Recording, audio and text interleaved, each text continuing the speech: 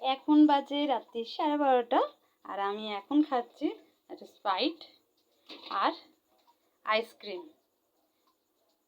দেখে তো ফ্রিজে রাখতে চাইছিলাম, আবার বলি না, থাকতে পারছি না, খেয়েই নিই, কারণ আইসক্রিমটা নষ্ট হয়ে যাবে যদি রেখে দিই ফ্রিজে, এটাই মনে হচ্ছে।